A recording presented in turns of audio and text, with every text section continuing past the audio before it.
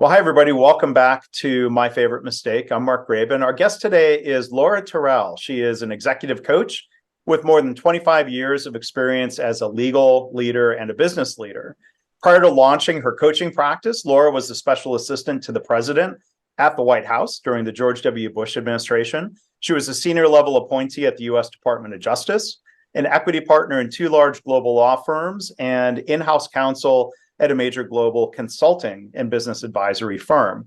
Laura has led and managed teams of hundreds of people in multiple countries. She's been a top advisor for many Fortune 500 and FTSE 100 companies. So Laura, it's really a pleasure to have you here. Thanks for joining us. How are you?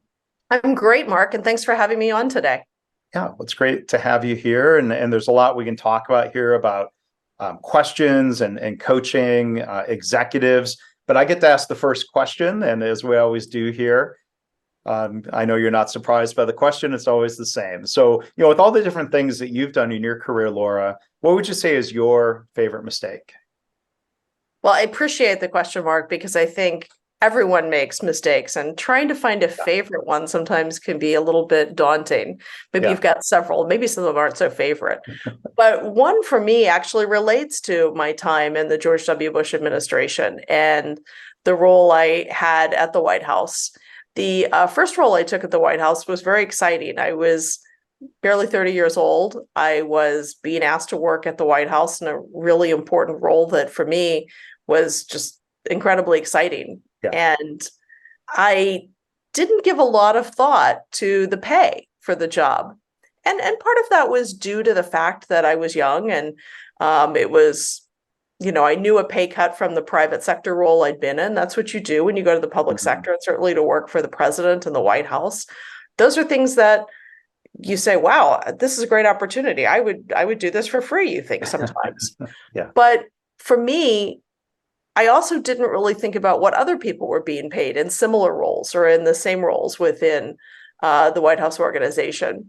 And let me say, I don't regret for a minute taking the role and having the job, which was incredibly fun. It's a privilege to work in that role. It was a wonderful experience. But I did come to find out that my pay was less than others.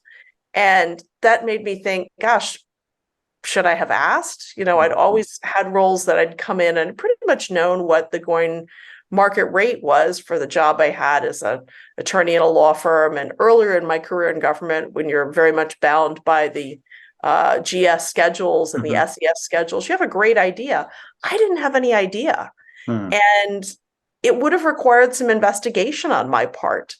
This was in the pre-internet days when the internet was really kind of rolling and you could get a lot of information. We think now about all the blogs and all the internet sites that you can get pay information from and information about what the market looks like, maybe even people posting on chat boards, other sources. There wasn't any of that.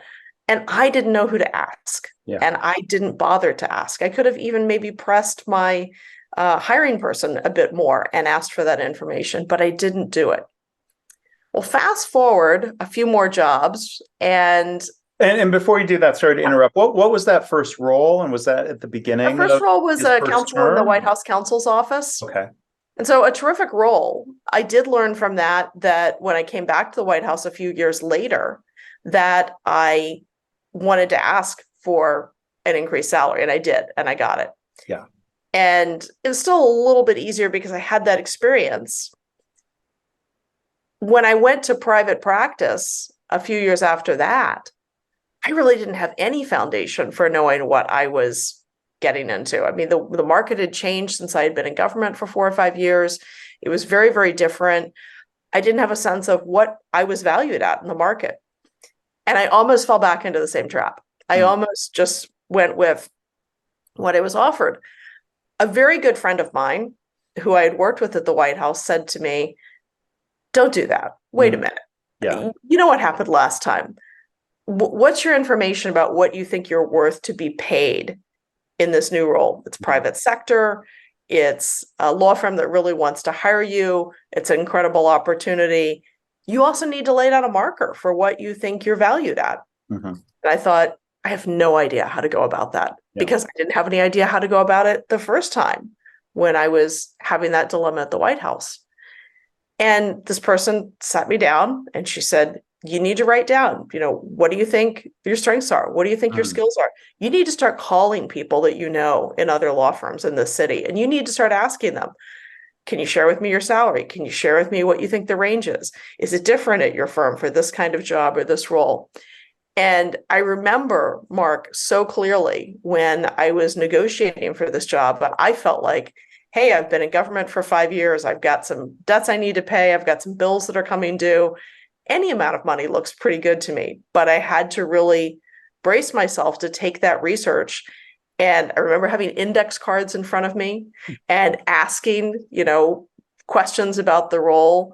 And when I was getting pushback on the salary, saying, well, I appreciate that, but here's why I think I'm valued at more. I know what others are being paid in this market, in this city, in this kind of role, and it's X. And that was so hard for me. I still have the index cards, by the way. They probably sweat stained from me just being so nervous at the time doing that. But I felt like that was an incredible opportunity for me. And I have remembered that since then in every role I have been in. It's not to say that I think that I should have always asked for much more than I was being offered. I don't think that's the answer, to reject any salary. I've taken roles that I think the salary is very fair and very good pay without pushing back as much. But that first time that I learned that had only I asked some questions, had only I been perhaps more aggressive, perhaps more inquisitive, I might have been paid more. And I might have been, most importantly, paid what I think I was worth. So what was, and thank you for sharing, the story there, and in terms of follow-up questions, what was the second role? Was it coming back into a similar the second role was coming position, or was that the DOJ role? No, the second role was coming back to the White House in a different role, but doing work with Homeland and National Security that had a different aspect to it. But by that time, I knew a lot more about the organization and the institution, and I knew more about what people were being paid at that role and at that level. Yeah. So was this all in President Bush's first term? Yes. Okay. Yeah. How did you, in that first role, discover that pay gap? Because a lot of times people don't like to talk about pay, or at least openly, or some workplaces discourage it, which I believe that becomes a legal issue. I'm not a lawyer, and I don't know if you know the answer to that. We should consult an employment lawyer. Do you know, is it a mistake for employers to tell people, hey, don't talk about your pay? I don't think that an employer in most jurisdictions can prevent people from talking about their compensation unless they contract for it. But very few employers are going to do that. And it's not a best practice. It chills someone's freedom of speech, if you will, to be able to talk about this. But there's also sometimes an unspoken rule. You don't want to mention that because you don't want somebody to ask for more than you get paid, or you want to think that, you've got some insider information. It's interesting, the way I actually found out was at the time there was a think tank that was doing a study of White House roles and writing about them and how people come into them and transition. And that's where I found a breakdown of salaries, including my own. And that's where I found out that my pay was less. Yeah. And interestingly enough, the person who succeeded in me in the role was paid more than me. That was also a big eye opener. The person that succeeded me advocated for a different role and title and salary. And I found that, what if I had done that instead? Yeah. Do you think, it might not be easy to know. Do you think it was a matter of age and experience? Was there maybe gender? I think it was a matter of age, experience. It's a unique organization. Yeah. And I think other people knew coming in also, though they'd talked to people that had served in prior administrations. They knew what pay bands looked like. They knew what compensation looked like. I didn't have that information, and I didn't go and find it out for myself. And that's on me. That's the mistake I made, was I didn't go and ask and investigate.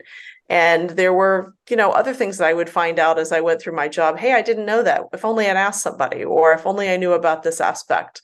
And that got me thinking that a lot of the knowledge that we glean is really powerful, but we have to ask for it. It just doesn't happen to us. It doesn't fall into our lap.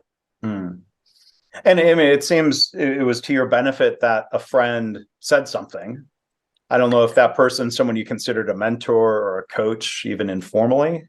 It's somebody that I consider a good mentor and a friend. And as I said, when I was about to head into the private sector and I was about to do the same thing, say, gosh, that's a lot of money. That seems really great. That's a great salary.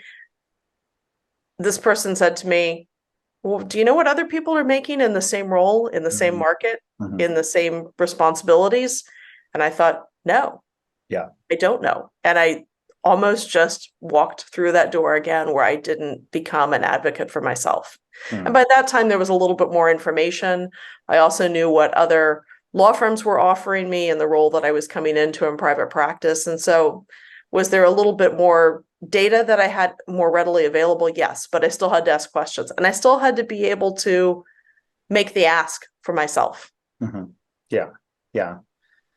And I mean, this is outside of my expertise, of course, but I mean, I think I've read articles that talk about not excusing gender disparities in pay, but pointing to at least a generalization that men tend to be more aggressive in negotiating for compensation compared to women. And of course, the generalization is not going to be generally true. I mean, do you, I mean, do you have kind of thoughts on The trying to data does reflect generalize that. there? The Yeah. data does reflect that. Harvard Business Review has done some studies and some case studies that have addressed that. I think the other thing is that women are much more reluctant to ask. There's a view that by asking and pushing back on a salary, that you're being pushy or you're being demanding, and that that's not expected. I was working with a client, for example, who was trying to determine the best way to go about negotiating a compensation package from a law firm that they were very interested in joining. And I remember asking them, well, do you know what others are making in the market? Because that's important. Yeah. And they had a sense, but they hadn't really done a very detailed survey of the people they knew. And they had a great network of people to be able to ask. In my coaching role, I could also share what I knew. That was a great starting point. But I also heard from the client that the firm was offering an amount that was less than what that was. And the client thought she could get the firm to come up on their offer. And I said, will you be satisfied if you ask for Y and they give you Y? Yeah. And she said, no, I think I'm still going to feel I'm underpaid because Yeah. this is only about 20,000 more than I'm making in my other firm. And the advice I said was, if you think you're going to be unhappy with the pay, don't start in the role that way. That is not a good way to get started. But it's difficult because I think the perception is if you keep asking and you keep pushing that you'll be resented and it's a bad way to start the job. But it's just as bad a way to start the job if you feel you've asked for less than what you would be satisfied with. Yeah. Yeah. And thinking about some of the coaching that you do now with executives, Laura, kind of stepping back, on that theme of people hesitating to ask questions for different reasons. And I think, being afraid to ask questions maybe leads to assumptions or mistakes, in different ways. But what are some of the barriers and how do you try to help coach people through that to where they maybe are asking more of the questions that they should be? Well, I think you put your finger on it. It's assumptions that people make. Yeah. And they hear something maybe through office gossip or the rumor mill about how difficult it will be to make a promotion or to be selected to head a project team or to get transferred to a different office or to have a work from home option or whatever the priority and the goal is for that person. And I think that that becomes a really limiting belief. And one of the things I talk about with many of my clients is, how important is this goal to you? If you're afraid to ask to get more information because you think, oh, I'll be frowned on, or what if the answer is no? What if I'm asking, am I going to be promoted to VP within the next year? And the answer is no, we don't have a pipeline for that. And we think you're terrific, but we don't have a way to promote that. How limiting is your expectation of getting a negative answer, that you're not going to ask for the information. And I think a lot of people are really scared of getting a negative answer.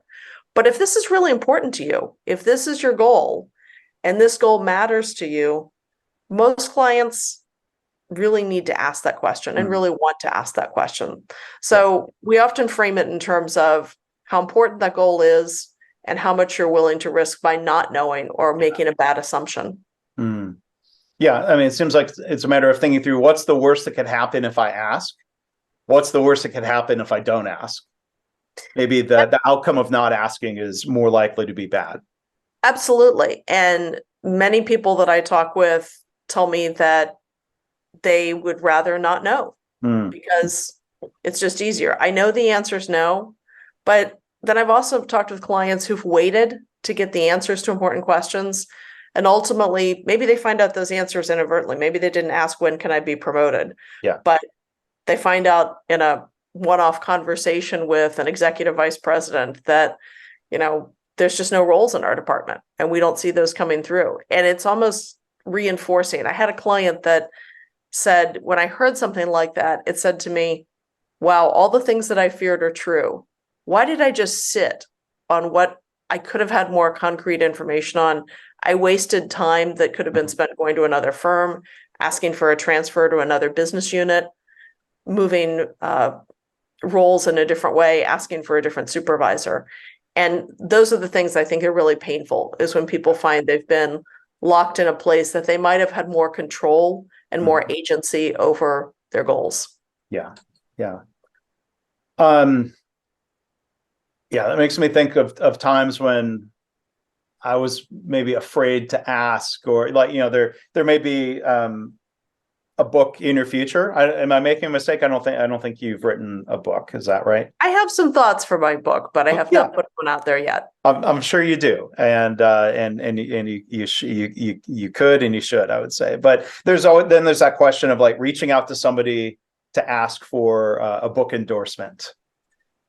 It's a little scary, because the person could say no, but then not asking eliminates the possibility that they say yes. And I think you even kind of brace yourself of even if they say no, hopefully they give you feedback that helps you improve the book. Absolutely. And a corollary to that is people that need a job reference. And they're concerned if they go to someone that knows them well, that person will say, oh, I can't believe you're leaving, or are you sure you want to leave this job, or that they'll get some negative feedback. And I've talked to people about how to also identify maybe the safe person to ask first, the person that feels more like a safe space to ask these questions in.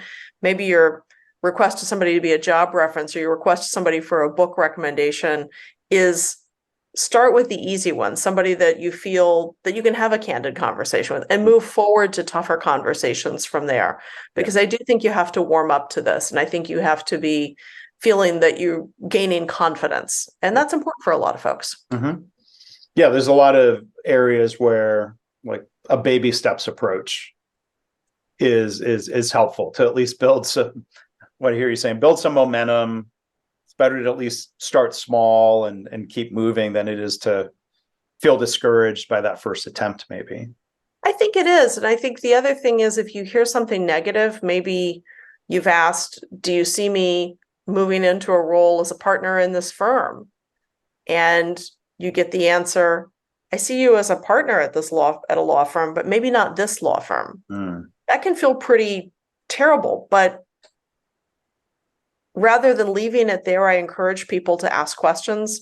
Well, tell me why you say that. Why another firm, but not this firm? Those may be due to factors outside of your control. Maybe your firm doesn't have the bandwidth to be able to promote somebody. Maybe they don't have the revenue in your department at your company to be able to justify another promotion or another FTE. This is the same as when you're hiring people and you're told, no, you can't have a new role or a new person to come in to support.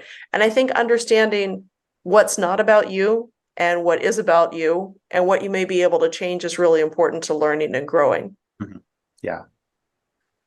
So one other thing that you coach leaders and executives on, not just asking questions, but sometimes, delivering bad news or information that people might not want to hear, whether that's in response to a question or otherwise. What are some ways that you help people through that, or any scenarios that you could share with us?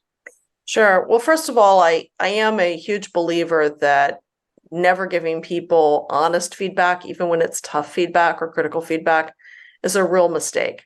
I work with a lot of executives, a lot of lawyers, a lot of CEOs, chief operating officers that sometimes are reluctant to give people negative feedback. They want to hide from it. They want to give it to their subordinate to deliver. They don't want to be viewed as the bad guy or the bad person. Yeah. But I really think that giving candid, honest feedback in a constructive way is important. I think the hard part, and it is certainly for my clients, is when they hear something that is not great feedback and it's not delivered well. It's really not delivered well. So I've had clients that have come to me and said, the feedback I got was, well, you need to understand your work has slipped, or, you need to understand that you need to step up and create more of a leadership role for yourself, or to take on more authority. And it feels like you're still doing fairly routine tasks. And I've had clients that have come to me and said, that was just devastating. First of all, I didn't understand what that meant. And secondly, that just doesn't sound like me. And I really encourage people to think about how they want to go back and probe that feedback, because getting the details around that can be important. If you hear, for example, you need to demonstrate more leadership presence, I think you have every right to ask, what does that mean? Right. Help a little more specific, please. Be more specific. Can you give me an example of that? Or can you share with me some people that you think have demonstrated that kind of presence in the organization and how they've done that? And clients often say to me, well, why wouldn't they have told me that if they already knew what I say? Because people often want to finish giving feedback. They want to get it out and they want to make it quick and they want to move on. And your job as the person receiving that feedback, before you ask yourself, is it valid? Is it not valid? Is to get enough detail around it so that you can understand what you're receiving. Right. Yeah. I know a leader from a hospital, kind of a mid-level leader, who was being told by an executive that she needed to be more confident, that she needed to come across as more confident. And she didn't know what that meant. And she didn't feel real comfortable asking, and kind of had to navigate a little bit on her behalf of trying to get some more specific feedback of like, well, what is the behavior that the senior leaders are not appreciating, or how would you describe the behavior that they were looking for? And to your point, that it was a mistake, I think, for them to give her that vague feedback. But the more specific feedback was basically, stop telling us all the nuance about a decision and just tell us the decision. And if we want to understand the thought process, we'll ask. I mean, that was more a matter of communication styles, even, that they were describing as confidence. But what a great example, though, to realize it was really about communication styles and nuance. I've heard similar iterations of that by people that have engaged me to work with someone that's part of the C-suite, but similar feedback to what you heard for this person: more leadership presence, more gravitas, more confidence. Those mean different things. And I love that this person went back and got that additional information, because when it becomes about communication style, we just want to know what the solution is or what the answer is. And if we want more, we'll ask for it. Yeah. And you have a good idea of what you need to do to adapt to that environment. But back to, one of the first themes you talked about, she wasn't really comfortable asking for the specifics. So there was a little bit of, coaching and advice, not just from me, but from somebody else that was working with her to encourage her, to go and ask and to work on that. So I think part of the concern, Mark, is that people think they'll be perceived as weak if they go back and they ask for details, or they ask for follow-up, or they probe for something and they're told, we can't increase your salary by 20%, or we're not going to give a discretionary bonus this year. And what happens if I press back? Will I be negatively perceived? Will I be considered a thorn in someone's side in the organization? Or if I keep asking for more information will be, oh, they're so weak. They're just trying to get, information around something when I've already told them what I think. But you also have to be really cognizant of what you want in your career and what you want professionally. Mhm. And if you want to move forward in your organization, but you don't know how, you've got to ask some questions about how to do that. Or you need to consider that you may be feeling really dissatisfied in a role that might be well suited for you if you only had a bit more information to process and to consider. Yeah. One other question, Laura, about delivering or giving bad news. Is that a key skill for attorneys who I imagine probably often have to deliver some form of bad news to a client who's involved in a lawsuit or legal matter? It's interesting with attorneys, I think you're trained to be very risk averse. One of the things you're doing for clients is trying to avoid risks, or when there's been a risky situation that's gone awry or looks about to go awry, that you're trying to figure out a solution to it. But being the bearer of bad news is often difficult. Telling a client that you've lost a motion in court that's really significant and could impact their business. Maybe it's an injunction that prohibits them from an expansion or a new line of work. Those are tough, and I've seen attorneys that struggle with telling clients that. I think one of the ways to address that is to think about, how do you deliver that message? If you're just giving the bad news and you're not trying to think of solutions, or you're not trying to think of ways forward, then I think that bad news sounds a lot worse. Yeah. But the same is true for giving bad news in an area where I think attorneys are even less well equipped. That personal feedback, evaluation, retention, telling people you might not make partner, or there's not a place for you to advance in this practice. If you just give that message without giving some detail of understanding why, and maybe offering some opportunities, I'm happy to be a reference for you elsewhere. I think there are other firms that would be better suited to your practice, and I want to help you find those. I think supporting people through bad news, whether it's a client or a colleague, and providing some solutions and alternatives is really critical. That's the best way to give bad news. Yeah. It's not just to dump it. Sure.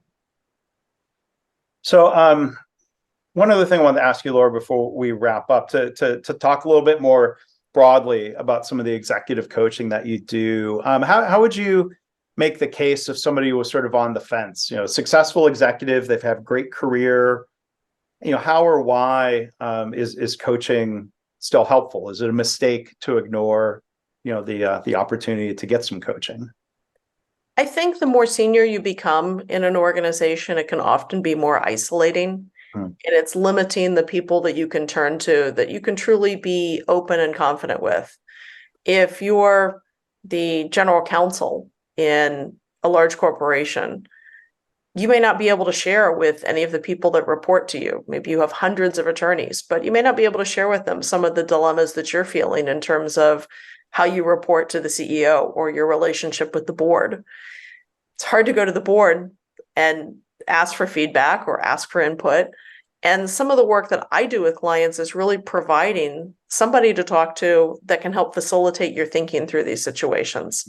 If you're feeling that you can't share some of this information with others, the work I do is confidential. I'm open and honest, but I'm also going to probe you for what else you could be doing, or are there other ways to get the answers and the information you need. But I think it is tough at the top, and I think coaching has become an increasingly important tool for people who feel, I can't share this. I'm in competition with someone who wants my job. I can't really talk openly within my department, or I need my CEO to see me as strong and confident and available. I've had very high-ranking people say to me, my job is to take responsibility and to do the work that my CEO needs taken off his or her plate so that they don't have to worry about my job. That's a huge burden to bear. And I think that becomes overwhelming for people at times, and they need someone to help think through the concerns that they're experiencing, what some alternatives might be, what some ways forward might look like that work for them. And then when you talk about facilitating people's thinking, can you think of times where you've helped a coaching client think through processing a mistake that was made, or a mistake that they're fearful is perhaps happening? Sure. I have a client that was unfortunately put in a very bad position working with a large team and made some mistakes themselves in how they went about the work, but was also part of a broader situation that wasn't great. Wasn't a great relationship with the client involved. It wasn't a great relationship with the internal team. And I think the person's tendency was to say, I'm just going to take my licks and I'm going to try to move on and try to get through this, but I'm not going to mention it again. And I think often the better approach is to really confront it and to be able to talk to your supervisor or your client. Look, I recognize this could have gone differently. I have some thoughts about how I would do it next time, and how I want to address the situation and move us forward here. But they're afraid to do that. One of the ways I facilitate thinking about is that the route you want to go is to talk about what that path looks like. What happens if somebody says, Mark, it's great you brought that up, but I don't really want to talk about it anymore. How's that going to feel? What's your reaction going to be? What might be the next thing you would do from there? Or what if the person says, hey, Laura, I appreciate you being candid with me. I just don't think we can bring any new work to you. Do you want to know that, even if that's painful now? Yeah. Or do you want to leave it where it is? I think a lot of it depends on the personality and the goals of the person that's receiving that bad news, how we move forward from that. So I like to facilitate that discussion. Let's talk about how that's going to feel or how you might react or what you might do. A little bit of scenario play in advance. Yeah. Well, Laura, thank you for sharing, not only your favorite mistake story, but thoughts on, the mistake of not asking questions, the mistake of not giving bad news, or the mistake in maybe delivering bad news in a way that's less helpful. So I'm glad we could talk about all of that today. And as a final question, and I'll encourage people to visit Laura's website, lauraterrell.com. There'll be a link in the show notes. How would you, as a final question, how would you describe your ideal client in terms of, who's a good fit for you and who you can most help? Well, I work with a wide variety of clients. The ones I enjoy working with the most are people that are really smart and come to me and say, look, I've thought through this. I know what's not working well. I know I need to change it. I need some help thinking through that, but really have a desire to do the work to make the change that they need to make to move themselves in the direction they want to go. I think it's hard if you don't have the engagement. Part of coaching is you need to be able to be committed to the work and be in partnership. I'll help hold you accountable. I'll help think through issues with you and help guide you, but it's ultimately up to you to do the work. And that's why people that are super talented and super ambitious, that the outside world might say, hey, they don't need coaching, but they really want to do the work to try to move forward. Those are some of my favorite people. Yeah. Yeah. And it sounds like a combination of not just smart, but also having the humility to ask for help. And to me, that's a sign of strength. Like there's nothing wrong with asking for help. Sure. We do it when we go to the doctor, when we hire somebody to fix the problem that we screwed up on our home electrical repair. And it's hard to admit sometimes that, we're not feeling well and Tylenol won't fix the problem, or we've screwed up something at home. We all need help in different ways. And I think I certainly do. I've worked with a number of coaches, which is one reason that I was motivated to do this work. So I'm a big believer in that. Yeah. And I'm trying to remember who I should be referencing or citing here, but I remember reading about, how children very naturally ask for help. If they're scared, if they have a question, they ask for help. It seems like, kind of a natural tendency, but then as, people become adults, somehow we're, maybe taught or conditioned, that I think, as you touched on earlier, that asking for help might be viewed as a sign of weakness when, I don't think that's really the case. Maybe in some settings it is viewed that way, but hopefully not everywhere. I think that's right. And I love the analogy to children who are also open to saying, can you help me with this? Or I don't know the answer to that. Or why does it work that way? Or why can't I go to the pool instead of going to school for the afternoon? These are open and honest questions. And I think people need a non-judgmental environment and often which to ask that question.